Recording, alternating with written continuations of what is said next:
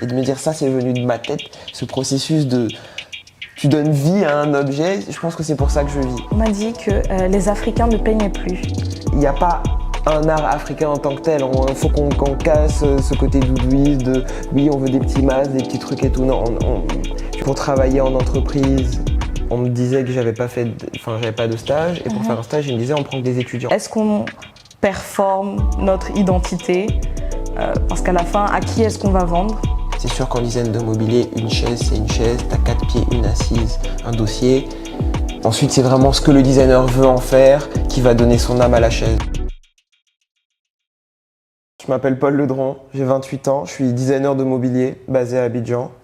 J'ai également une marque de posters qui s'appelle Afro Poster. Et je pense que voilà, ça englobe un petit peu mes activités artistiques ici. Est-ce que tu as grandi en Côte d'Ivoire? J'ai grandi en Côte d'Ivoire, je suis arrivé en Côte d'Ivoire à mes 11 ans, donc j'ai fait tout mon collège et mon lycée ici. Ok. Et ensuite, tu es parti faire tes études à l'étranger? C'est ça, donc je suis parti à Londres pour mon bachelor. J'ai fait mes 3 premières années là-bas, j'y ai habité ensuite 2 ans et demi. Puis je suis parti en Bulgarie où j'ai fait mon master. Donc j'ai une licence en design industriel, enfin un bachelor en design industriel et un master en création et gestion d'images de marque. Qu'est-ce qui t'a poussé à faire du design industriel pour commencer? Est-ce que tu as eu des hésitations? Ça c'est toujours la question aussi, Ouais. j'allais dire, genre en Côte d'Ivoire. Après, ça dépend des familles aussi et des éducations, mais on ne va pas forcément t'encourager ou respecter le choix de pratiques créatives. C'est vrai. Alors la raison pour laquelle je suis parti en design, pour commencer, j'ai fait un bac S, mais j'étais toujours intéressé par tout. J'avais pas envie, au moment où j'allais à l'université, de devoir sacrifier un domaine en particulier, de partir en... Bon, je te donne les différentes choses les différents domaines entre lesquels j'hésitais. Je voulais partir en architecture, mais je me suis dit que tout le côté biologie, tout le côté humain, peut-être le côté sciences sociales allait passer à la trappe. J'étais intéressé par l'ingénierie mécanique, c'était ma première option de base, mais pareil, il y a tout ce côté humain qui n'était pas inclus dans le cursus. Et j'ai découvert le design industriel en cherchant. Et c'était super intéressant parce que c'était pas une profession 100% libérale ou créative en tant que telle. Enfin, c'est un métier qui rentre vraiment dans un écosystème industriel et du vrai monde. J'allais pas juste faire des beaux-arts, tu vois. Donc ça rassurait les parents. Moi, j'étais content qu'eux, ils soient contents. J'étais content aussi de toucher un petit peu à tout parce qu'en design industriel, t'as de la physique, t'as de l'art, t'as de la biologie, t'as un peu de marketing, t'as des cours de sciences humaines, t'as de la physique des matériaux, t'as une grande partie également manuelle en atelier parce que j'avais vraiment envie de ce côté. Je me voyais pas juste assis derrière un ordinateur toute ma vie en fait. Donc voilà, je trouvais que le design industriel vraiment cochait toutes les bonnes cases et voilà. Et en plus tu touches à tout en tant que designer industriel. Quand tu bosses dans une agence, tu touches un peu à tout. Tous les 6 mois, tu as un nouveau client, tu commences un nouveau projet et chaque projet te demande en fait d'aller apprendre les informations de base par rapport à cette industrie-là. Donc un jour tu vas bosser sur un vélo électrique, 6 mois après ça va être sur un truc pour aider les handicapés, je sais pas, à réaliser une certaine tâche. Ensuite ça va être du mobilier. Voilà, donc il y a un peu c'est varié. Voilà. C'était quel genre de projet à l'école? Dans le sens, j'ai l'impression de voir un petit peu quel cours il y avait. Ouais. Je me demande quelle forme ça prenait, d'exercice ou pour les notations. Parce que ça n'a pas l'air vraiment d'être un truc théorique en mode quiz. Enfin, j'allais dire un test écrit. Si, test écrit. C'était des tests écrits quand même. Par exemple, j'avais des cours de design graphique. C'est sûr que ça, c'était pas des tests écrits, c'était des documents à réaliser en fonction de ce qu'on avait appris sur le cours. J'avais des tests écrits, par exemple, j'avais un cours de design for manufacturing où on devait tracer. Et là, le prof était vraiment à cheval sur le fait qu'il voulait qu'on sache faire des dessins techniques à main nue. Donc, on avait des cours, des examens de 2 heures où tu es posé, tu as ta règle, ton équerre. Et tu es censé faire des dessins techniques de pièces qui déposent devant toi, dans une vue en fonction des 3 dimensions. Ou l'inverse, tu as une vue coupée d'un objet et tu es censé le redessiner en perspective. Pour ce même cours, tu avais des choses en rapport avec la physique, des coefficients de déformation des matériaux, lorsqu'on vous faites je sais pas comment on dit ça en français, injection molding, qui constitue à prendre des granulés de plastique dur et à les chauffer et à les injecter pour faire des pièces en plastique. Voilà, j'avais des cours de physique, donc des trucs assez classiques. Mais on va dire que 70% des projets et des différents examens, c'était des projets à faire soi-même, quelque chose à faire du début à la fin, où tu devrais vraiment montrer que tu avais compris cette méthodologie propre au design, qui est de faire analyser le problème, formuler des hypothèses, créer des solutions à ces hypothèses-là, vérifier est-ce que tes solutions matchent les hypothèses, essayer de trouver un moyen de classer ces différentes solutions. Parce que t'as pas une seule solution à un problème, t'en as plusieurs, mais l'idée c'était de trouver celle qui matche le mieux le problème en fonction du cahier des charges. Est-ce que tu es limité par des coûts? Est-ce que tu es limité par d'autres choses? Je sais pas moi, les utilisateurs, là où le produit va être utilisé. Donc le problème, si tu as un problème qui existe en Côte d'Ivoire, c'est pas le même en Occident. Enfin, l'écosystème et l'environnement autour est pas le même, donc la solution sera pas forcément la même. Voilà. Ensuite, j'avais une grande partie en atelier, donc j'ai fait de la menuiserie. On a touché un peu à tous les matériaux. Donc j'ai touché au bois, au métal, au plastique. On a fait de l'impression 3D, de la CNC. Dans mon école, il y a un master, enfin licence aussi, en design d'objets. Et je me demande si design d'objets et design industriel, s'il y a réellement une différence ou si c'est la même chose. Ce serait la même chose. C'est littéralement la même chose. Je dirais qu'on a juste peut-être un ou deux cours, enfin un cours supplémentaire par année qui est vraiment ce design for manufacturing, où on quitte un peu le côté ok, tu as designé le produit, tu sais qu'il est fabricable, mais où on rentre dans comment vraiment fabriquer le produit. Donc on se retrouvait à drafter les derniers plans que tu envoies au fabricant à l'usine. Il y a vraiment cette dernière étape de la chaîne qui n'est peut-être pas toujours abordée dans le design produit. Très souvent, le designer produit va ensuite aller voir un ingénieur en production qui lui va s'occuper de lui dire bon bah écoute là ton truc tu l'as fait en 3 cm, en fait en termes de production ça pourra pas marcher, il faut faire 1,5 parce que tu as un angle comme ça. Donc nous on a ce petit chaînon en plus on va dire. Mais au final c'est exactement les mêmes cours que quelqu'un qui a fait du design produit. Je me souviens, j'avais du coup rencontré dans l'école, je connais quelqu'un qui est en design objet. En fait, il avait commencé par une licence en design graphique, ce qui est ce que j'ai fait pour mon master. Et il m'expliquait qu'il avait prévu de rentrer globalement. Je crois qu'il est congolais, il avait prévu d'y retourner. Et il est en train de se dire que le design d'objets, ça allait être plus simple pour lui de trouver une place pour revenir. Comparé au design graphique. C'était lui son plan. Ok. Je ne sais pas. Quand il dit trouver, il voulait dire trouver un emploi ou créer sa place? Créer sa place. Il trouvait que c'était plus facile pour lui de créer sa place en revenant avec une formation design d'objet plutôt que design graphique. Ce à quoi, du coup, on pourrait te poser directement la question, comment est-ce que c'est de créer sa place en Afrique, du coup en Côte d'Ivoire? En fait, la profession de designer, elle intervient dans un écosystème. Enfin, de designer produit. Je spécifie parce que designer, c'est assez vague. La profession de designer produit, elle intervient dans un écosystème. Ça veut dire que tu as déjà tout ce qu'il faut en amont pour arriver à ok, voilà le client, voilà le cadre du projet et tout ce qu'il y a en aval au niveau de la production ensuite, une fois que tu as fait le projet. Et en fait, l'Afrique de l'Ouest n'est pas très industrialisée. On ne produit pas énormément de choses ici.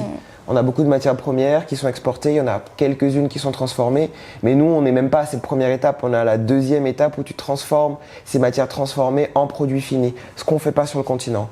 Du coup, c'est super compliqué de se faire sa place en tant que designer produit ici. Ça veut dire que vous êtes obligé de travailler avec des artisans, en fait, directement. En fait, normalement, le métier de designer produit, tu n'es pas censé t'occuper de la production, tu es censé savoir comment des objets sont fabriqués pour pouvoir les concevoir, mais ensuite tu as quelqu'un d'autre qui s'occupe de la production. Sauf qu'ici, tu n'as pas d'entreprise vers qui, par exemple, moi je suis dans le mobilier, tu n'as pas un éditeur de meubles. Je ne peux pas juste m'occuper du design, aller voir quelqu'un et lui dire bon ben voilà, vous vous occupez de fabriquer les meubles et je peux leur faire confiance et je sais qu'ils sont à jour avec toutes les méthodes de fabrication, ils vont savoir lire les plans, etc. Les quelques boîtes qui font ça, ça va être des entités privées et pour avoir accès à ces choses-là, ça veut dire que tu fais partie de la boîte.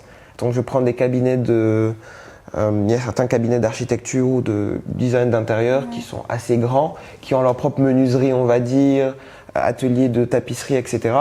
Mais eux, ils fabriquent que pour eux. Ouais. Donc à moins de bosser dans la boîte et à ce moment-là, de bosser sur leur projet, t'as pas accès à leurs moyens de production. Donc c'est sûr qu'en tant que indépendant, c'est compliqué.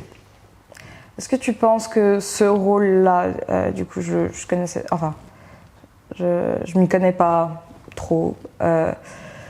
Cette position comment t'as appelé ça?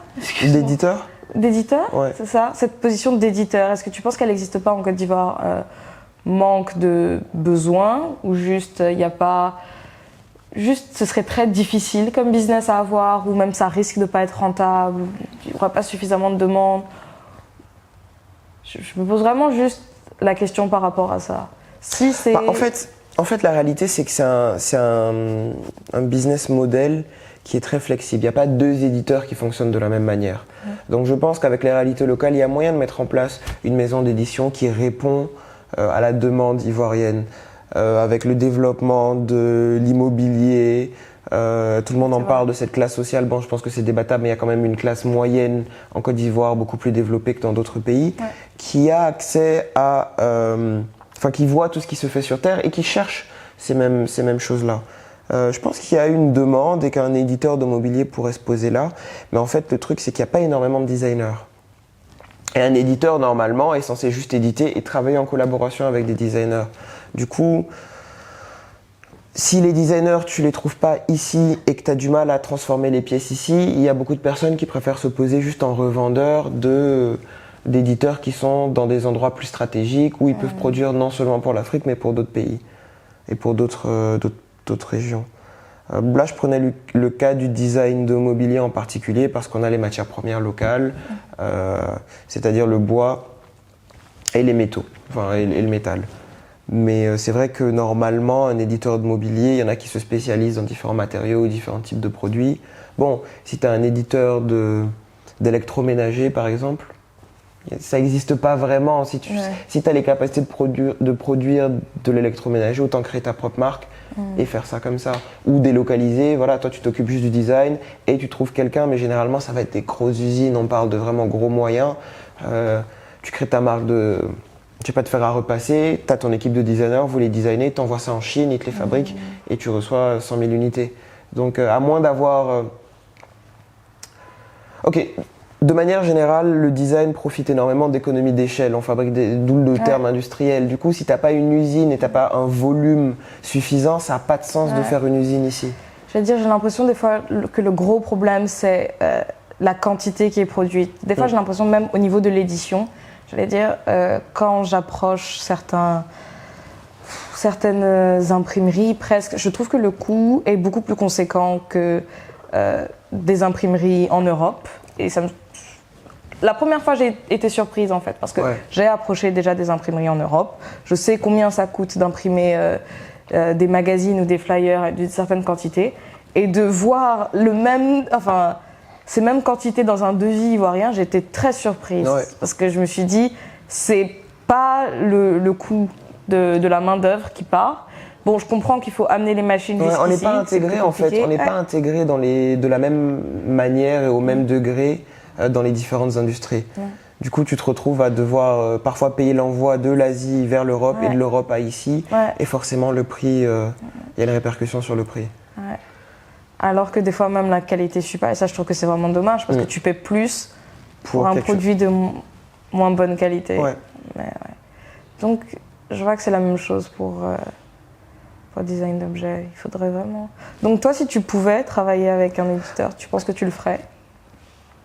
Avec grand plaisir. S'il y a un éditeur qui pourrait m'enlever le...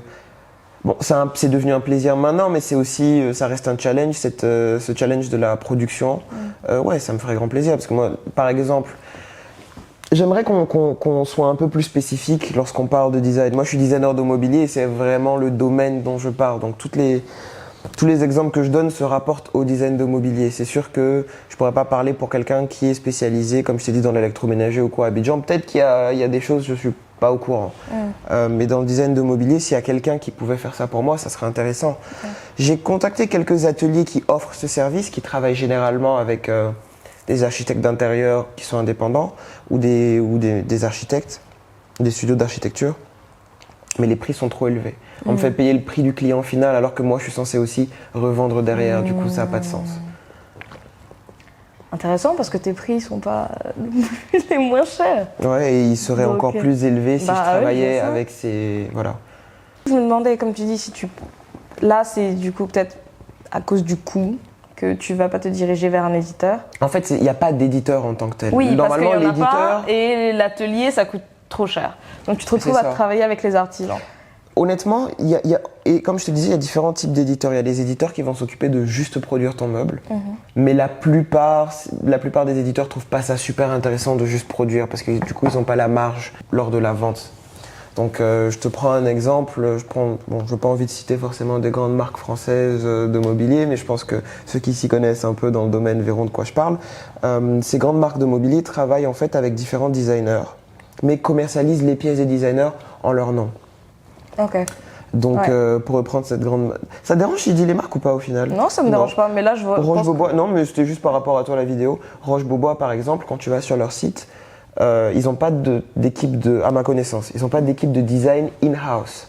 Ils ont un atelier, ils vont contacter des designers, d'ailleurs Roche-Beaubois si vous me voyez, ils contactent des designers, ils leur proposent de designer une pièce ou une collection avec eux, / pour eux, qui eux ils s'occupent de produire et de commercialiser à travers leur boutique. Donc ils outsourcent si tu veux la conception, mais ils s'occupent de la production et de la vente. Et les designers touchent des royalties. Normalement, le modèle classique, on va dire, d'éditeur de mobilier, c'est comme ça qu'il fonctionne. Tu me demandais le travail avec les artisans, etc. Moi, franchement, c'est quelque chose que je suis en train de considérer. Ça serait d'ouvrir ma propre agence d'édition de mobilier, en fait, pour régler ces problèmes-là. Parce que je me dis que de toute façon, là, j'évolue en intuitif personnel en tant que designer, mais et j'évolue dans le monde de l'art, on aura l'occasion d'en parler un peu plus tard, mais j'ai vraiment cette envie de créer une marque de mobilier en tant que telle, avec showroom, que les gens puissent venir, catalogue, différentes collections, des pièces qui se marient ensemble et que tu puisses venir prendre le fauteuil, la table basse, le canapé, etc. Prendre tout l'ensemble. Voilà, j'aime bien cette vision et lorsque je design, j'aime bien faire des déclinaisons d'une pièce dans différents autres modèles. Mais je me dis que si je viens et je crée juste ma petite marque dans mon coin, au final, je ne change pas grand-chose à la situation actuelle, qui est que chacun se débrouille dans son coin. Donc je me dis, autant faire d'une pierre deux coups, régler mon problème au niveau de la production en créant une maison d'édition dans laquelle je suis représenté, mais aussi permettre à tous les autres designers et des gens qui sont intéressés mais qui sont peut-être parfois pas, qui se lancent pas, soit qui ont fait des études à l'étranger, qui rentrent pas, soit des locaux, mais des gens qui sont basés localement, mais qui aimeraient faire du design, mais vu que c'est pas forcément facile l'écosystème, enfin c'est pas super facile d'évoluer en solo dans ce domaine-là, qui vont dans d'autres industries. Donc je me dis ça serait cool. Tu fais ça, ça m'aide, ça permet d'aider les gens, voilà. Ouais. Mais bon, à ce moment-là, j'ai confiance aussi que je quitte, je me rajoute une autre casquette qui n'est pas juste une casquette de designer, mais une casquette de chef d'entreprise, entrepreneur aussi. C'est beaucoup de mais réalistiquement, je pense que tu n'as pas la liberté en tant que designer de mobilier ou designer produit d'être juste un designer ici. Il faut que tu sois aussi chef d'atelier ou que tu puisses suivre tes pièces en atelier, il faut que tu ailles rencontrer des clients, que tu aies ce côté humain, que tu puisses discuter, que tu négocies les prix. Il y a beaucoup d'heures qui sont passées à la production des pièces pour avoir un rendu quand même assez qualitatif. Je peux pas compétir, je sais pas si c'est un anglicisme d'ailleurs, compétir. Je peux pas rentrer en compétition ou avoir des prix compétitifs avec ce qui se fait et qui est fait à l'échelle, à l'échelle, enfin, qui est produit en masse. Ouais. Donc je peux pas aller par exemple et t'offrir une chaise à 70 000 parce que moi la chaise elle me coûte, je sais pas, peut-être en fonction du design, peut-être que la chaise elle me coûte 150 000 à produire. T'as des chaises qui sont beaucoup plus compliquées, qui sont en vente à 70 000 mais parce qu'ils ont produit 100 000 unités, donc ils profitent de ces économies-là. Donc je me retrouve à évoluer dans le milieu de l'art, qui est assez intéressant, je dois avouer que ça m'a permis d'avoir c'est venu avec le temps, mais de développer une certaine liberté créatrice plus poussée Parce qu'en en design industriel, tu as certaines contraintes techniques que tu peux pas te permettre d'ignorer. Quand tu évolues dans le monde de l'art et que tu fais des pièces qui sont présentées en galerie, si la pièce tu la produis qu'une seule fois, c'est pas grave, c'est le monde de l'art. D'ailleurs, c'est quelque chose que j'ai dû apprendre à faire parce que je faisais pas de pièces uniques avant. C'est vrai qu'en tant que designer industriel, tu as tendance à penser à comment la pièce va être produite. Donc tu penses pendant des mois à t'assurer et à essayer de simplifier la production de la pièce. Mais si c'est une pièce unique, c'est pas un souci. Même si tu galères à la fabriquer, une fois que tu as réussi à la sortir, elle est sortie. Donc pour réussir un petit peu à cocher toutes ces cases-là, je fais des pièces uniques, je réalise des pièces en édition limitée et aussi des pièces en édition ouverte. Voilà. Les éditions limitées, c'est quoi le nombre à peu près? J'aime bien 7, je vais sur 7 pièces. 7 ? Ouais. Pourquoi 7 ? Juste, j'aime bien 7. J'aime bien 7, je trouvais que 2, 3, c'était pas assez. 10, 20, 30. Après, c'est des multiples de 7, donc la plupart c'est 7. Il y en a qui sont à 14, d'autres qui sont à 21. C'est ça un peu l'idée. Peut-être qu'il y en a qui seront jusqu'à 70, etc. Mais j'aime bien cette idée de multiple de 7. Si c'est une petite pièce, pas trop compliquée, un peu funky, je me dis bon, autant permettre aux gens, enfin tu vois, permettre à plus de personnes de l'avoir, mais quand même conserver un peu cette touche de cette valeur ajoutée qui est d'être limitée dans le temps, tu vois, et en nombre, enfin dans le temps, en nombre. Voilà. Je pense que ça va être intéressant de revenir sur ton parcours. Tu as fait une exposition à Donvaï en 2022. Et il me semble que c'était avec d'autres designers. Ouais. Et c'était le retour d'un workshop. C'est ça, c'était la restitution d'un atelier organisé et mentoré par Jean Servet-Saumian. Big up. D'ailleurs, tout à l'heure, je parlais d'artisans avec lesquels je travaille. C'est avec son équipe d'artisans que je bosse. Artisans avec lesquels il bosse depuis plus d'une dizaine d'années. Qui nous a supervisés pendant plus d'un an. Et on a eu cette restitution à la Fondation Donvaï à la fin de l'année 2022. C'était très intéressant comme atelier. Au début, je voulais pas m'inscrire, enfin je comptais pas m'inscrire parce que je pensais que c'était quelque chose qui était peut-être réservé à des autodidactes. Je me suis dit, toi tu reviens de l'Europe, tu as fait des études en design industriel, t'es peut-être pas forcément le profil qu'on recherche. Mais je me trompais, vraiment c'était ouvert à tout le monde. Mais ça m'a permis d'avoir des discussions assez intéressantes au-delà du métier, ça veut dire de comment produire, des contraintes techniques. J'avais des discussions philosophiques avec Jean sur la nature de mon design, qu'est-ce que mon design signifie en Côte d'Ivoire par rapport à, enfin, qu'est-ce qui signifie pour moi, qu'est-ce qui signifie en Côte d'Ivoire, quel est le lien et qu'est-ce que j'essaie d'apporter. Et il m'a aidé vraiment à trouver une direction dans mon écriture. Mais du coup, l'atelier a duré combien de temps? On a commencé l'atelier début août, la première réunion, et on a exposé en septembre-octobre 2022, donc plus d'un an.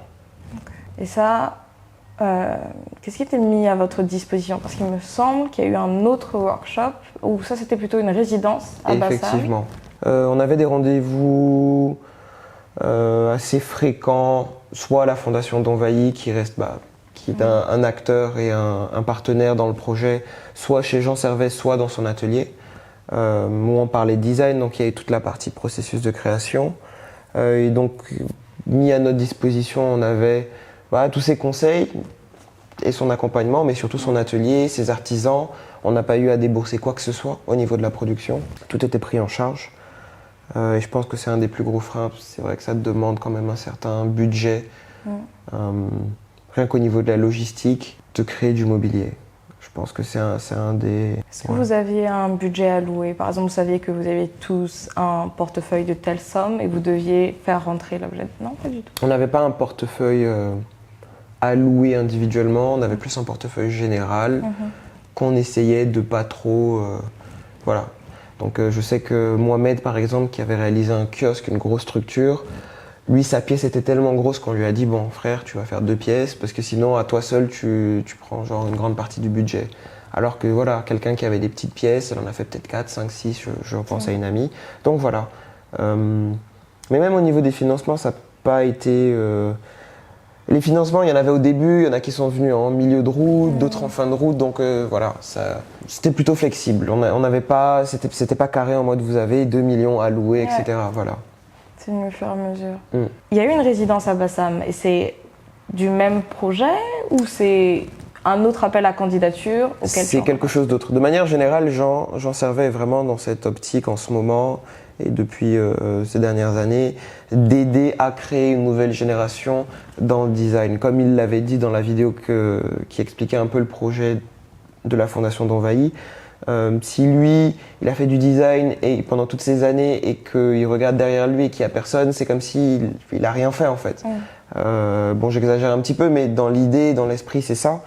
Il s'est dit qu'avec tout ce que lui il a déjà réussi à faire, avec son nom, sa renommée et le système, son écosystème qu'il a mis en place, son environnement, il peut aider d'autres personnes. Donc il y a eu ce premier volet du Young Designer qu'on a restitué à la Fondation d'Envahi.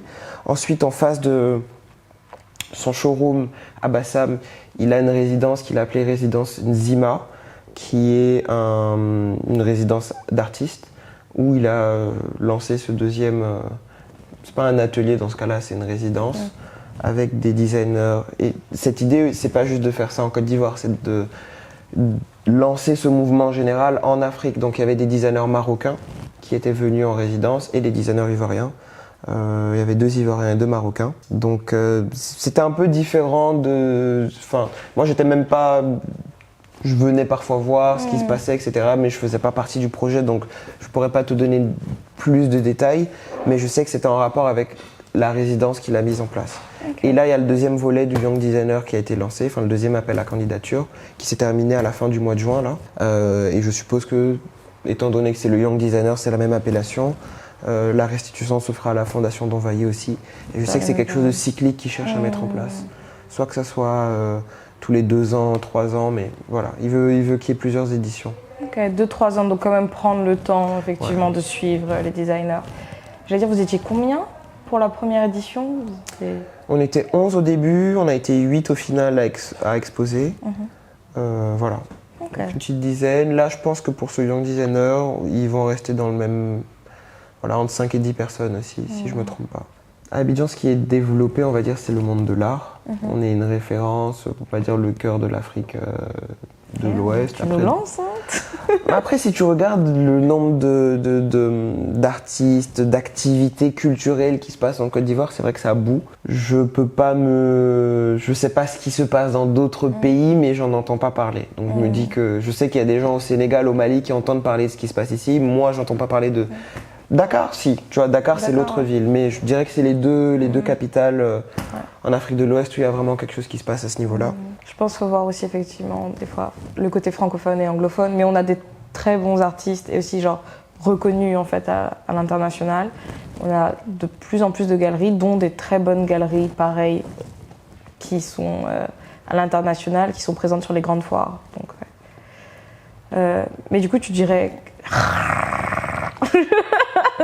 J'espère que tu gardes ça. Hein. Je les cut tous les médias. Non, mais non, faut que tu gardes, que ça garde un côté assez naturel. Fou. J'ai fait du design industriel, je suis rentré. Idéalement, j'aurais trouvé du travail dans une marque de mobilier à Abidjan, où j'aurais pu travailler dans la section design, où je lance ma propre marque, mais pour ça, il me faut les millions que je n'ai pas. Parce que qui dit design industriel dit unité de production et très vite les montants montent, surtout que on parlait de ça tout à l'heure, faire venir les pièces. Et en fait c'est tout ça qui rend le métier un peu dur, c'est que c'est pas juste les matières premières.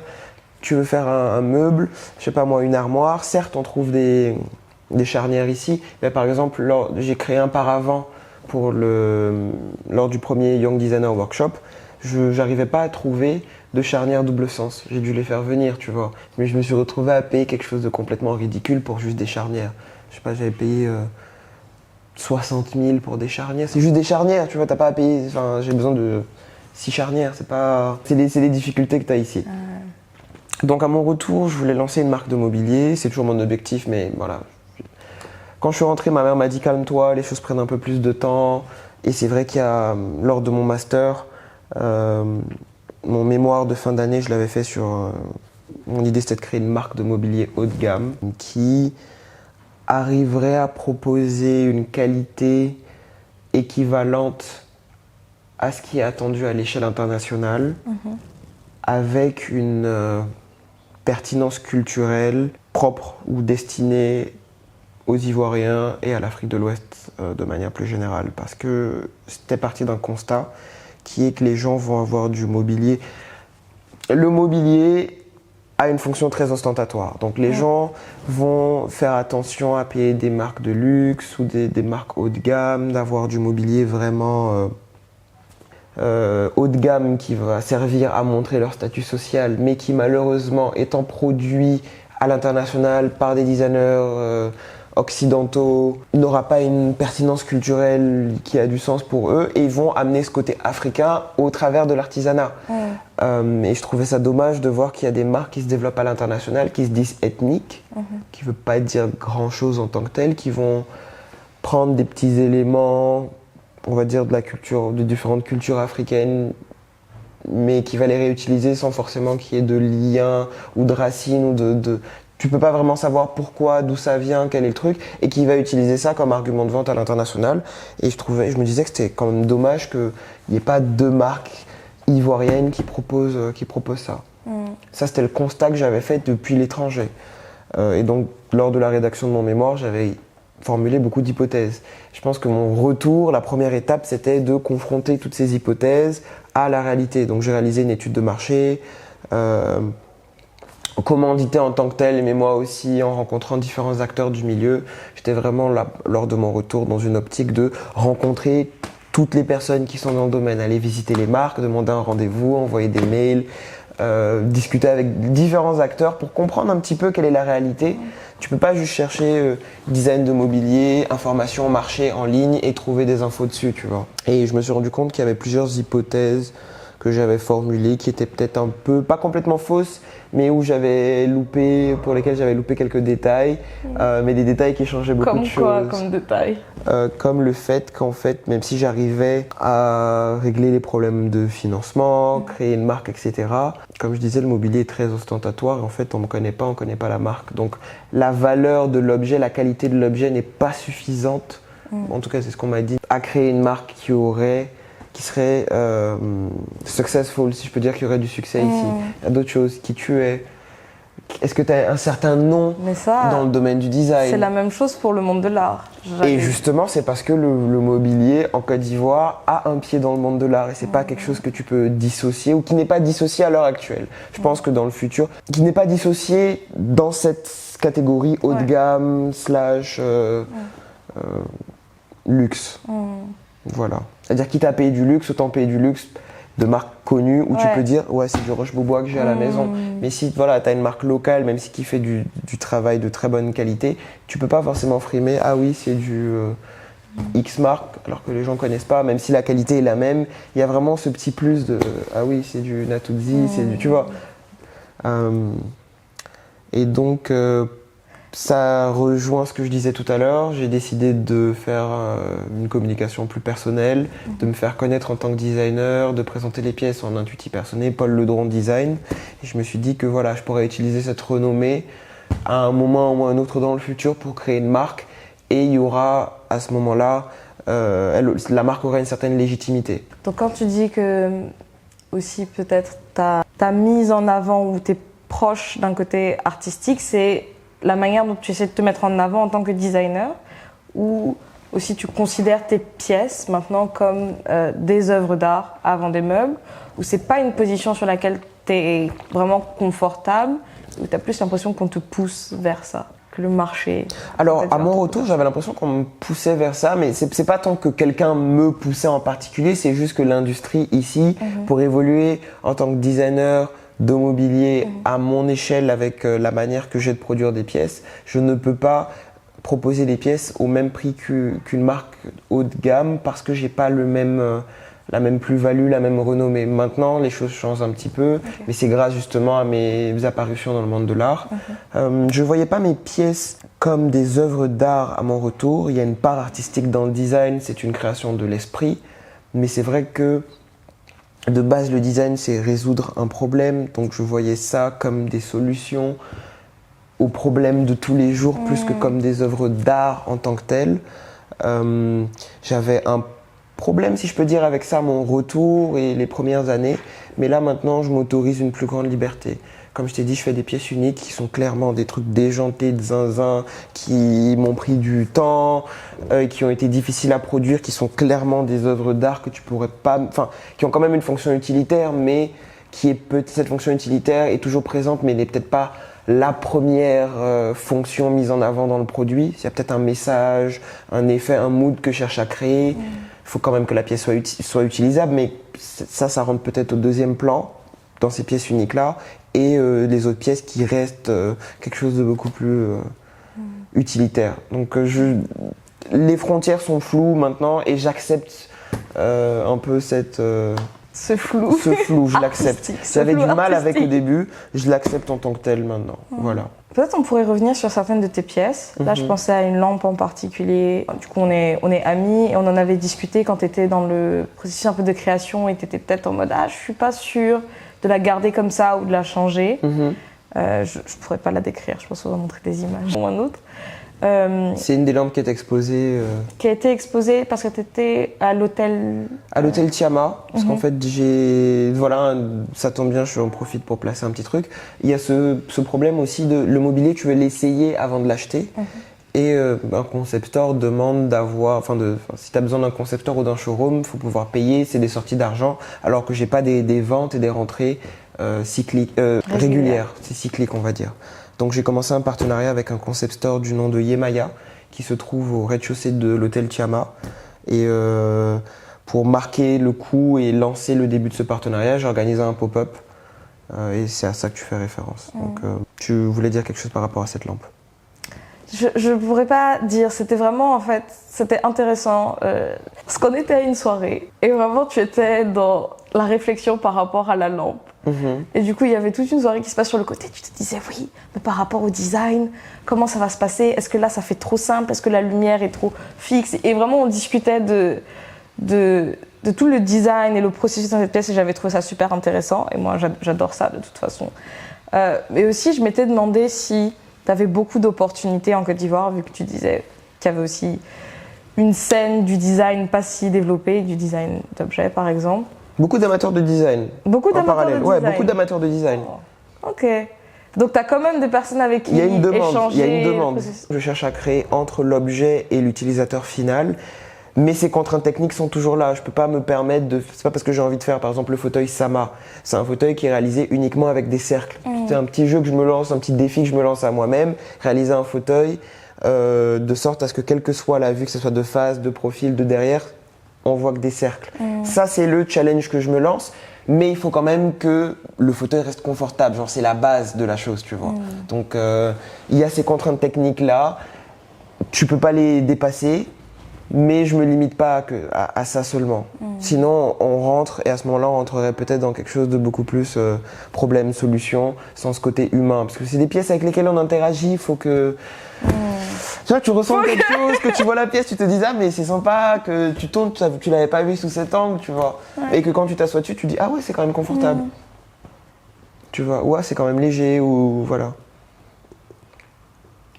Donc c'est le métier de designer, ça va être réussir à jongler entre tous ces différents paramètres et en fonction de la pièce, tu vois quel paramètre prime sur les autres, mais tu es quand même obligé de prendre tout en compte à chaque fois. Peut-être dans mes pièces uniques, il y a certains paramètres qui sont laissés. Facilité de production par exemple, qui est normalement un paramètre primordial, ça sert à rien de designer quelque chose qu'on peut pas produire ou qui est très dur à produire. Bon, dans des pièces uniques, je me dis c'est pas grave, cette pièce j'ai envie de voir le jour. Autre chose dont tu parlais tout à l'heure au niveau du design, pourquoi je suis parti en design, quel que soit le métier que je me voyais faire, j'aime créer, partir d'une idée, d'un truc qui est dans ma tête et de le voir fini, genre de manière physique. C'est aussi pour ça que je fais du design graphique, mais le fait de le voir sur un support physique et de me dire ça c'est venu de ma tête, ce processus de tu donnes vie à un objet, je pense que c'est pour ça que je vis. Donc d'ailleurs, tu m'as pas posé cette question. Mais j'allais le dire. Pourquoi je suis parti en design de mobilier en particulier? Parce que c'est la branche du design où il y a la plus grande liberté artistique.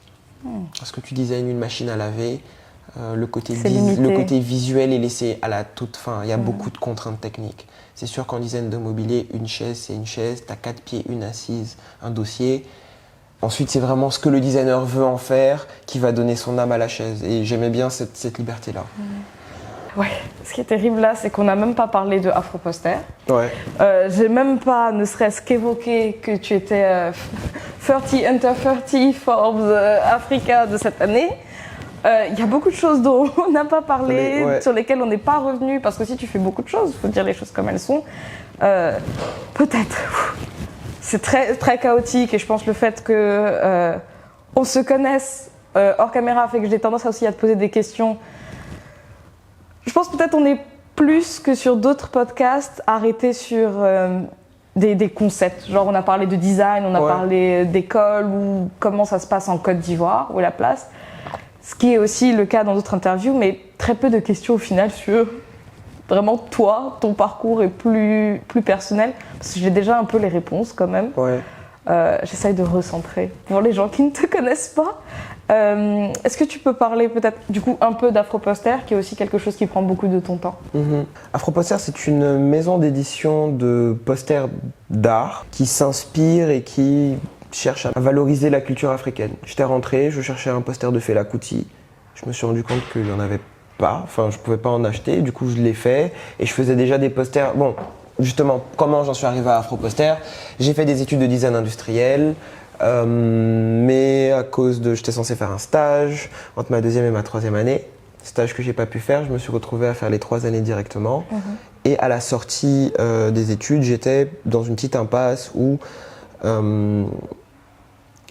pour travailler en entreprise, on me disait que j'avais pas de stage, et pour faire un stage, ils me disaient on prend que des étudiants. Du coup, je me suis retrouvé un peu entre les deux, mais j'ai toujours aimé, je faisais beaucoup d'art plastique, j'ai toujours aimé les arts graphiques, et le cours de graphic design était un de mes préférés, et je me suis retrouvé à travailler en tant que graphiste. Et je pense que Afroposter jouait vraiment ce rôle joue toujours ce rôle de fenêtre d'expression pour tout ce côté 2D, un peu plus à plat et ce côté artistique. Je faisais des posters pour le fun. Les gens m'ont dit, en fait c'est une super bonne idée, tu devrais, au lieu de les faire pour toi, tu devrais le commercialiser et lancer une marque. Et avec mon ami Moya, qui est aussi dans le monde de l'art, on a créé cette marque en 2022. On aura bientôt, je crois le 7 août, ça va faire 2 ans. On est bientôt aux 2 ans de la marque. On a plus de 150 posters sur le site et on touche un peu à tous les sujets, tout ce qui touche à la culture africaine. Personnalité, architecture, paysage, faune, flore, art culinaire, les expressions. Voilà, c'est vraiment juste une ode à la culture africaine et l'idée c'était de proposer aux gens différentes options qui soient autres que juste les arts plastiques pour décorer leurs murs. Et là vraiment avec Afroposter on est dans la décoration et dans quelque chose de plus terre à terre et pas forcément dans... Ouais, quelque chose de plus terre à terre. Ouais, il n'y a pas besoin d'avoir une œuvre d'art à son mur pour décorer son intérieur. Enfin, une œuvre d'art c'est censé aussi être autre chose par rapport à ça. Alors que le poster, on choisit une couleur, on choisit une dimension, c'est pour aller avec le meuble, tout ça. Donc ouais. Ça, ouais, la marque démocratise aussi d'un certain point de vue aussi parce que ça reste de l'art, mais c'est juste que l'approche est vraiment beaucoup plus démocratique. Les prix sont, on avait commencé nos posters de base, les prix sont à 15 000. Donc pour toutes les personnes qui aiment l'art mais qui n'ont pas forcément des centaines de mille à dépenser dans des tableaux, ça leur permet d'avoir accès à quelque chose. Je trouve que c'est vraiment quelque chose qui peut-être manque en Côte d'Ivoire.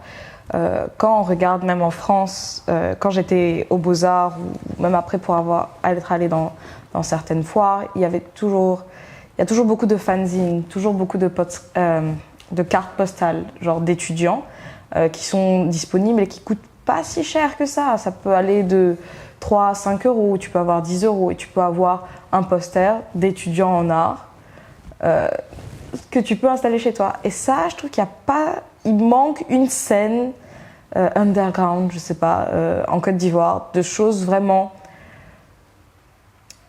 pas chères, peut-être d'étudiants, je sais pas, ou peut-être que c'est moi qui connais pas, mais j'ai pas l'impression que les étudiants de l'INSAC, par exemple, aient une petite foire où on peut aller dans l'école et avoir des petites choses pas chères, juste pour pouvoir soutenir au cours de l'année. Et peut-être que ça pourrait être bien. On parle pas de tableau sur toile, mais juste vraiment, c'est ça, de print en fait, de moins cher. Non, t'as raison. C'est la raison pour laquelle on s'est transformé. Au début, Afro-Poster, je réalisais tous les posters. Mais après 1 an, on s'est rendu compte qu'il y a énormément de créatifs, d'artistes plasticiens ou d'artistes digitaux qui en fait n'arrivent pas à vivre de leur travail, c'est une chose, mais n'arrivent pas forcément à se faire connaître. Voilà. Pour exactement ce que tu dis, il manquait cette plateforme et donc on est devenu une maison d'édition. On travaille avec différents illustrateurs, photographes, etc. Et notre idée, c'est d'être une plateforme pour que ces personnes-là puissent faire connaître leur travail.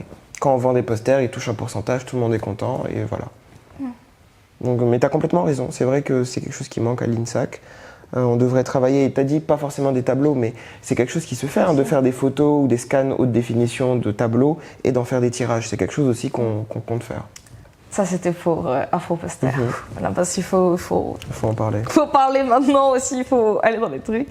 D'ailleurs, ma prochaine collection que je veux faire, j'aimerais que ça soit une collection où mes 2 univers se rejoignent. Tu as le côté 3D du design de mobilier, mais tu as le côté très graphique d'Afro-Poster. La prochaine grosse expo en tant que telle que je fais, il y aura les 2 ensemble. Je veux commencer la pyrogravure. Ouais. Vraiment curieuse de voir, vraiment curieuse de voir ce que ça va donner. Vraiment. Oh, ok, intéressant. Je veux des images exclusives en avant-première. Très bien. Est-ce qu'il y a quelque chose sur lequel tu veux revenir, dont on n'a pas parlé, vu que ça a été assez chaotique dans l'organisation? Chaotique, c'est très fort comme mot. Je trouve que c'est assez naturel. Au final, c'est ce que tu voulais. Oui. C'est-à-dire que les gens devront regarder la vidéo jusqu'à maintenant pour avoir des infos de base qui auraient dû être présentées au début. Mais c'est la beauté de la chose. Des choses en particulier. Non, toujours cette idée de la place du design. Pour moi, ça a vraiment été la réalisation la plus importante et comment est-ce que je peux dire, le processus qui a pris le plus d'énergie, qui m'a fait me remettre en question le plus, c'était vraiment cette place du design dans le monde de l'art. De base, moi, je voyais vraiment pas les pièces en pièces uniques, pièces en édition limitée, mais les gens dans le monde de l'art, et lorsque je fais des expos dans des galeries, regardent mes pièces de design avec les mêmes yeux avec lesquels tu regarderas un tableau. Et les gens m'ont demandé très souvent est-ce que c'est des pièces uniques, et en fait c'est vraiment un argument de vente. Il y a ce côté à Abidjan où les gens ne veulent pas que quelqu'un d'autre ait les mêmes pièces que eux chez eux. Parce qu'ils regardent un fauteuil par exemple comme ils regarderaient un tableau. Et t'aimerais pas avoir le même tableau que surtout voilà, tu l'as payé assez cher, t'aimerais pas qu'il y ait le même tableau chez quelqu'un d'autre à Abidjan. C'est pour ça d'ailleurs que Afro-Poster, j'avais des petits doutes au début sur est-ce que ça va vraiment marcher, mais avec le positionnement qu'on a pris, on est vraiment pas dans le monde de l'art, dans quelque chose d'autre, et il y a une demande. Donc c'est vraiment, je pense, est-ce que c'est ce que je voulais dire. Sinon il n'y a pas quelque chose en particulier dont on n'a pas parlé. À peu près. On n'a pas parlé non plus de tes influences, en fait. Effectivement. Ouais. Je sais pas si on okay. Non, je peux en parler brièvement de mes influences. J'aimerais bien un truc dont j'aimerais parler et qui rejoint cette idée d'influence, cette idée ou cette notion d'artiste ou de designer africain, où je suis artiste avant tout, avant d'être africain. Tu vois ce que je veux dire ? Mais je pense qu'il y a beaucoup il y a une certaine attente qui existait et notre génération, et je pense que les artistes actuels sont en train de casser et travaillent à casser ces a priori qu'on pourrait avoir de manière générale sur l'artiste ou le designer africain. C'est pas quelque chose, c'est juste un designer qui vient d'Afrique, comme un designer qui vient d'Europe. Il n'y a pas un art africain en tant que tel. Il faut qu'on casse ce côté doudouiste de oui, on veut des petits masques, des petits trucs et tout. Non, tu vois, genre des petites engravures, du rouge, du bleu. Moi, je fais du minimalisme. Je me suis rendu compte que minimalisme et art africain et design africain, ça clash dans la tête des gens. Mais j'aime bien du coup provoquer cette remise en question. Donc je sais que j'ai des influences asiatiques dans mes pièces, mais c'est juste parce qu'on a associé le minimalisme soit au design scandinave, soit au design japonais. Scandinave, je trouve qu'il a parfois un peu froid, alors qu'au Japon, ils arrivent à garder cette simplicité, mais à quand même garder cette chaleur dans les pièces, ce côté un peu joie de vivre. Et donc pour revenir sur mes influences, mon père est martiniquais, ma mère est malienne allemande. J'ai grandi en Côte d'Ivoire, j'ai habité dans pas mal de pays, donc il y a une part africaine dans mon travail, c'est sûr, de par qui je suis, mais il y a tout autant une part malienne, enfin forcément il y a tout autant une part martiniquaise, qu'il y a une part antillaise, qu'il y a une part japonaise, qu'il y a une part, je sais pas moi, sud-américaine, parce que c'est mon délire en ce moment. Donc j'essaie de pas forcément me rentrer dans une case, et je reste assez flexible sur ça. Mais il y a un certain fil conducteur dans toutes mes pièces. Je peux pas te dire c'est lequel, mais quand je design une pièce, j'arrive à dire si c'est une pièce qui correspond à du Paul Ledron ou pas. Je peux pas te dire qu'est-ce qui manque à la pièce, mais en goûtant la soupe, je peux savoir si elle est prête ou pas. Et ce travail de développement de ma propre identité artistique, c'est vraiment au travers des discussions que j'ai eues avec Jean Servet, à ses retours depuis le Young Designer, mais même après, parce qu'on est toujours je fabrique toujours une partie de mes pièces dans son atelier. Merci à lui vraiment. Et en fait, heureusement qu'il fait ça parce que c'est des challenges super difficiles pour les designers. Ici, j'en ai parlé, mais j'en reparle. Parce que vraiment, et c'est grâce aux discussions avec lui que j'ai réussi à mettre ça en place. Donc, en termes d'influence, ça part dans tous les sens. Il y a un fil conducteur, des pièces. Il y a un fil conducteur en tant que tel, il y a un côté au niveau du travail de contraste, au niveau des proportions. En fait, si tu veux, c'est les mêmes... Ce que tu vas retrouver en art plastique, la composition, le contraste, les répétitions. C'est les mêmes choses qui se répètent en 3D dans la production de pièces, mais c'est chaque personne qui développe son propre dosage. Et encore, le dosage, il change entre chaque collection, avec le temps, tu vois. Mais, ouais.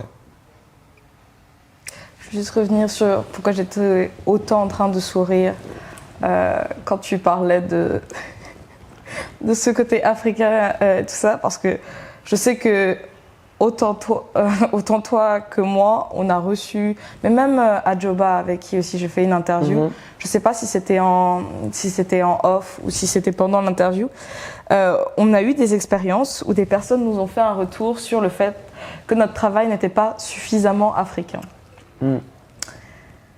L'audacité. Surtout des personnes dont ça venait, c'était, pour expliquer, c'était jamais des personnes africaines qui nous ont fait ces retours-là. Donc c'était quelque chose. Et ça, si vous êtes quelqu'un qui pensait ça, ne le dites pas, ça sert à rien. Enfin. Moi j'aime les mettre mal à l'aise, les personnes qui sont. Mais c'est. Là, je l'ai déjà entendu justement. Très souvent, le style auquel on compare mes pièces, c'est vraiment un truc japonais. Et il y a c'est quelque chose qui revient assez souvent. Et ils me font c'est du design africain, ça. Ok, voilà. Je pensais à l'exposition qu'on avait fait. D'ailleurs, depuis l'exposition que j'ai fait avec Jean Servet, le Young Designer, on est parti à Paris pour la Design Week. Et c'est vraiment lors de la Design Week, en rencontrant, il y avait vraiment beaucoup de passages dans la galerie dans laquelle on a exposé. Galerie Véronique Reffel, grand merci à elle d'ailleurs. C'est vraiment à ce moment-là où j'ai pu avoir une audience un peu plus internationale et où je me suis rendu compte, certaines personnes étaient à l'aise avec ça, mais je me suis rendu compte qu'il y en a beaucoup qui venaient voir une exposition avec des designers africains et qui étaient venus avec une idée préconçue de ce que c'est. Et ça me fait plaisir de challenger les gens à ce sujet. Parce qu'ils ont une image effectivement de ce qui est africain, ce qui est l'art africain, ce qui est un objet africain. Et je pense que le minimalisme est quelque chose aussi de lisse. Ça ne doit pas du tout correspondre à l'imaginaire à l'image. Et ça ne leur plaît pas. Et en fait, c'est assez surprenant. On te présente quelque chose, ça a été fait par un Africain, donc c'est africain par défaut. Enfin, mais non, ça ne correspond pas aux images. Mais ouais. Moi, mon retour, c'était de toute façon, on m'a dit que les Africains ne peignaient plus, que les Africains faisaient des objets. Ou voilà, travaillaient beaucoup avec de la récupération, donc c'est avec de la matière. Et du coup. Ok. Ouais. Sur ce. C'est lisse un peu ton tableau, tu veux pas, ça te dirait pas de coller des petits morceaux de bâche que tu as récupérés au marché. Enfin, je vois un peu le type de commentaires que. Ouais. Parce qu'au début, ça avait commencé par mon travail peut-être trop graphique. Je me suis dit peut-être qu'il y a que c'est moi, effectivement. Et après, c'est rentré dans ça et je me suis dit, bon, à partir de là, je vais arrêter d'écouter. Je vais prendre les conseils de quelqu'un d'autre. Si quelqu'un trouve que mon travail est trop graphique ou veut l'approcher de cette manière-là, je suis toute oui, mais pas dans une lecture de c'est pas suffisamment africain. Donc ça c'est réglé. Bref. Mieux vaut en rire. Oui. Mais en tout cas, c'est quelque chose de toute évidence de partager. Honnêtement, c'est plus quelque chose qui me trigger en tant que tel, pour utiliser ce mot qui n'avait pas encore été placé dans l'interview. C'est pas quelque chose qui me trigger en tant que tel. Je suis intéressé de discuter avec ces personnes-là et comme je t'ai dit, de challenger leurs a priori, leurs visions et ce qu'ils attendent au final d'un artiste africain, tu vois. Okay. Ça serait bien que ça soit juste artiste et que africain soit juste un adjectif, juste quelque chose en rapport avec la vie de l'artiste, mais au final c'est juste de l'art. Ouais, mais comme tu dis, de toute façon, on est au 21e siècle. Exactement. On est dans un monde mondialisé, on est à l'international, on a vécu dans différents pays, on a différentes origines. Il y a des influences. Mais ça te montre, et ça revient sur ce que je disais tout à l'heure, ça te montre qu'il y a vraiment ce gap générationnel un petit peu où tu te rends compte que ton travail qui est un peu plus, j'aime pas ce terme mondialisé ou international, mais où tu te limites pas à juste des trucs afro-africains, c'est peut-être quelque chose qui est beaucoup plus propre à notre génération et que lorsque tu parles à des générations, des gens qui, quand je dis des générations, comment dire ? Au travers de ces commentaires, je me rends compte que pendant des années, il y a des artistes qui volontairement ou inconsciemment ont peut-être... j'ai même pas envie de dire perpétué parce que c'est vrai que c'est quelque chose qui existe chez nous, tu vois, tous ces éléments dont on parle, mais l'art africain n'est pas limité à ça, il y a d'autres choses aussi. Donc ça fait plaisir d'ouvrir, d'élargir le champ du possible et de ce qui se fait. Mais ça, j'ai eu cette conversation avec tellement de personnes ces derniers mois et je renvoie toujours au film American Fiction par rapport à ça. On peut aimer ou pas le film, mais aussi c'est une adaptation d'un livre dont j'ai pas le nom là exactement, mais qui parle de toutes ces questions de est-ce qu'on performe notre identité parce qu'à la fin, à qui est-ce qu'on va vendre ? Est-ce qu'on vend vraiment moi, dans le travail que je fais, je cherche... c'est toujours un peu aux mêmes personnes qui on va vendre aussi. Ça va être des personnes en Occident. Plutôt, même s'il y a des ventes aussi en Afrique, c'est peut-être pas encore vraiment dans les mœurs, tant que ça, d'acheter de l'art ou du design, ou du moins dans une élite ivoirienne, par exemple. Alors que peut-être en France, il y aurait une plus grande population prête à débourser une somme pour un tableau. Tu veux dire c'est plus réservé à une élite, il y a plus, c'est plus quelque chose de niche ici, tu veux dire ? Peut-être. Comme tu disais, peut-être les gens préfèrent avoir cette idée d'acheter un vêtement d'une telle grande marque plutôt qu'un vêtement d'un jeune designer qui est prometteur parce que le vêtement nous plaît, parce qu'il a fait attention au design, aux vêtements. Il a envie d'avoir ce nom. Alors peut-être que je me dis, de ma vision des choses en tout cas, qu'en Occident, il y a peut-être maintenant aussi on va y aller aussi pour l'idée, pour le concept, et on va le respecter autant, une marque de petit designer, qu'un grand. Du moins dans les... Je trouve, comme... C'est assez intéressant ce que tu dis, je suis d'accord avec toi, et c'est ce que je te dis, c'est un peu le constat que j'ai eu, et ça rejoint ce que je t'ai dit. À mon retour, je voulais faire une marque, mais j'ai toujours vu le design comme une profession dans laquelle la création se suffit à elle-même. Genre limite, tu pourrais ne pas mettre le nom du designer, mais si tu aimes la pièce et que tu la trouves belle ou confortable, tu la payes. Mais effectivement, à mon retour en Côte d'Ivoire, je me suis rendu compte que la personne qui a créé la pièce est tout aussi importante que la pièce en elle-même. Et ça rejoint pareil, je pense que quand tu achètes le travail d'un jeune fashion designer, les gens préfèrent que ça soit quelqu'un de connu parce qu'il porte... Ouais. Alors que des fois, tu as l'impression que juste, et c'est peut-être aussi pour ça que c'est important que ce soit africain, d'un point de vue d'un Français ou d'un Suisse qui achèterait par exemple ton travail, c'est « Oh, j'ai acheté ce travail d'une jeune artiste franco-ivoirienne ». Et c'est pas important que je sois connue ou pas. Ouais. L'idée, c'est aussi cette image-là du côté perle brute, découverte, presque... Il y a le même côté découverte ici, mais on veut que ça soit une découverte qui a déjà commencé à être validée en fait. Oui, tu vois, pas découverte de zéro, ouais. découverte de ah oui, ça fait déjà quelques années que tu vois, en mode quelqu'un qui someone on the rise. Ouais. Voilà. Pour Sauf que nos amis peut-être bilingues. pour ici, il n'y a pas le côté exotisation peut-être qui est pas présent. Enfin, ça dépend qui sont les clients. Bah, du coup, ce côté exotisation que tu retrouves en Occident, je pense qu'ici, il est remplacé par ce côté de enfin, il faut que la personne ait un peu de commence à se faire un nom. Il y a ce côté un peu de ah oui, on t'a vu là, t'as fait ci, t'as fait ça, cette petite fame ou cette petite hype en fait, qui est très importante, qui est plus importante ici qu'ailleurs. Et ça a changé du coup moi-même ma pratique du design. Comme je t'ai dit, moi j'ai toujours vu le design comme étant une profession dans laquelle l'objet devrait se suffire à lui-même. Ça a été designé par telle personne, ah félicitations à lui, t'es content, mais c'est pas parce que telle personne a fait l'objet que l'objet va être acheté. Mais je pense que en Côte d'Ivoire, arrivé à un certain niveau de fame, tu peux faire un objet qui est pas forcément super cool. Je l'ai pas vécu, je l'ai pas vu, mais je pense de mon analyse personnelle que je pense que tu peux arriver à un niveau de fame, c'est peut-être pas qu'en Côte d'Ivoire d'ailleurs, mais un niveau de fame tel que juste le fait que tu crées un objet, les gens vont vouloir l'acheter. Alors que moi, je suis très critique, il y a des designers que j'adore, mais je peux et j'ose dire que voilà, des grands designers internationaux, ok, cette pièce elle est bien, cette pièce elle est bien, ça j'aime pas du tout. Genre que ça soit toi ou pas toi, j'aime pas la pièce en fait. Genre c'est pas un truc que je mettrais chez moi. Ça n'a pas de sens pour moi de mettre et juste de dire ah oui ça c'est tel designer alors que j'aime pas la pièce. Vraiment intéressant, on pourrait continuer à discuter on pourrait pendant continuer, des heures. effectivement. On aurait pu faire une interview de 3 heures et puis j'aurais pu garder, mais c'est certainement des choses dont on va discuter encore plus tard. Entre amis, désolé. Mais du coup, merci beaucoup d'avoir donné de ton temps pour cette interview. Ça m'a fait vraiment plaisir de te recevoir. Et encore une fois, je pense que c'était moins construit que les autres, mais on a abordé beaucoup de sujets très intéressants. Donc, voilà. Ok, bah écoute, merci à toi de m'avoir invité. Ça me fait toujours plaisir de parler design, de parler un petit peu de mes ressentis. Je sais que je suis parti un peu dans tous les sens, mais c'est assez compliqué de parler de manière linéaire. On va dire, d'un écosystème où tous les éléments sont interconnectés. C'est dur de parler de ce point-là sans parler des... Voilà. Donc, je pense que les auditeurs, les personnes qui vont regarder la vidéo comprendront. En tout cas, il y a à manger. Ça, c'est sûr.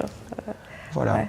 Ah, et félicitations encore, vu que c'est tout de même récent pour ta nomination. Dans Forbes ? Ouais.